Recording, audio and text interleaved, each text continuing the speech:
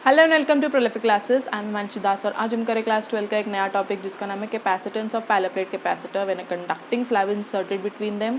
इससे पहले मैं capacitance of the parallel plate capacitor and capacitance of the parallel plate capacitor when a dielectric slab inserted between them, ये दोनों ही videos cover कर चुकी हूँ, टॉपिक कवर कर चुकी हूँ पिछली कुछ वीडियोस के अंदर। तो जिसने भी वो वीडियो अभी तक नहीं देखी है प्लीज़ मेक श्योर आप पहले वो दोनों वीडियोज़ जाकर देखें, नहीं तो ये वीडियो समझ में नहीं आएगी।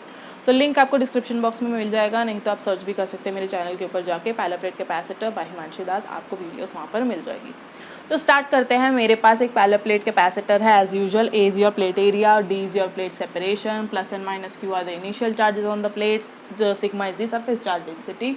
उसके बाद मैंने एक टाइम पर क्या करना है कि मैंने एक कंडक्टिंग स्लैब जो है वो उसके बीच में इंसर्ट कर देनी है of the thickness T.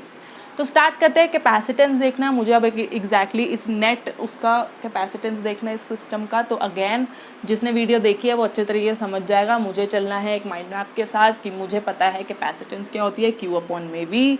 Q upon में वी की बात करूँ तो क्यू मेरे पास ऑलरेडी है क्योंकि क्यू यहाँ पर कॉन्स्टेंट रहेगा, that is capital of Q. Reason because यहाँ पर कोई बैटरी इंसर्टेड नहीं है, पोटेंशियल डिफरेंस क्रिएटेड नहीं है, तो चार्जेस का फ्लो नहीं होगा। चार्जेस का फ्लो नहीं होगा तो ऐसा चार्ज भी चेंज नहीं होगा।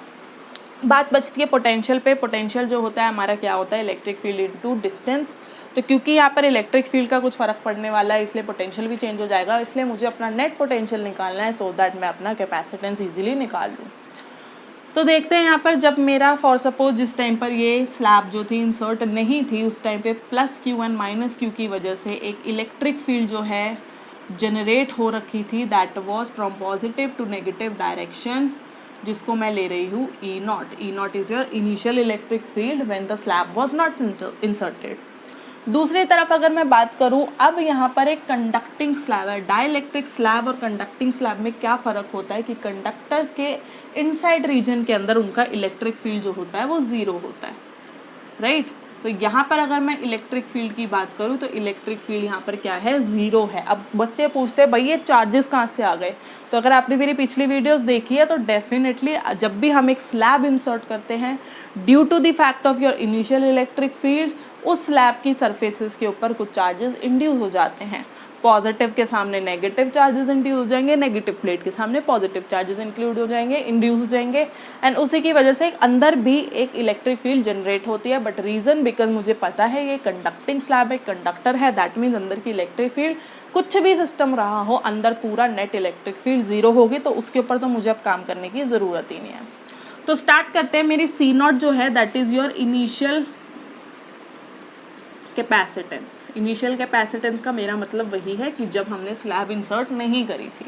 तो सी नॉट की वैल्यू मुझे पता है क्या होती है, ए एप्सिलॉन नॉट अपॉन में डी। तो इसको तो मैं साइड में करके रख देती हूँ भैया, ये मुझे बहुत काम आएगा बाद में। दूसरा देखते हैं हमारी इलेक्ट्रिक फील्ड। इलेक्ट्रिक फील्ड क्या होती है, ई नॉट की बात कर रही हूँ मैं। ई नॉट का मतलब initial electric field when the slab was not inserted.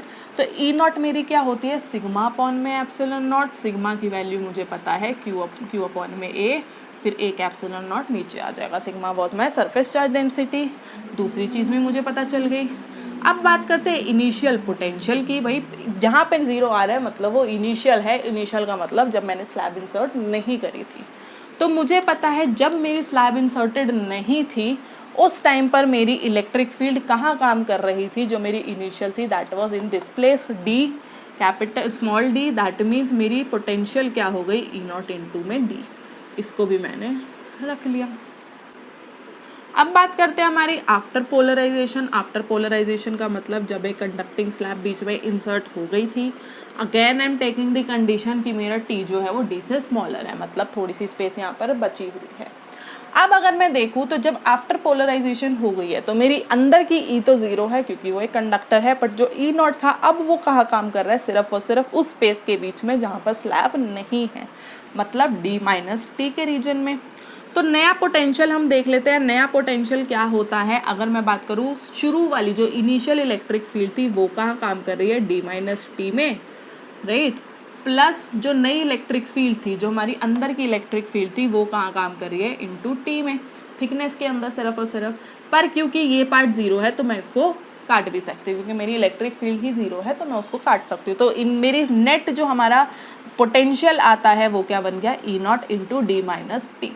तो यहाँ तक डन है। ई नॉट की वैल्यू हम लोग डाल सकते हैं, दैट इज़ क्यू अपॉन में ए एप्सिलॉन नॉट इंटू में डी माइनस टी। तो मेरे को नया पोटेंशियल मेरा मिल चुका है। अगेन पोटेंशियल मिल गया, चार्ज पता है तो कैपेसिटेंस के ऊपर आ जाते हैं। अब सी नॉट मेरी इनिशियल कैपेसिटेंस थी, ये मैं सिर्फ और सिर्फ सी ले रही हूँ। तो सी क्या होता है हमारा क्यू अपॉन में वी।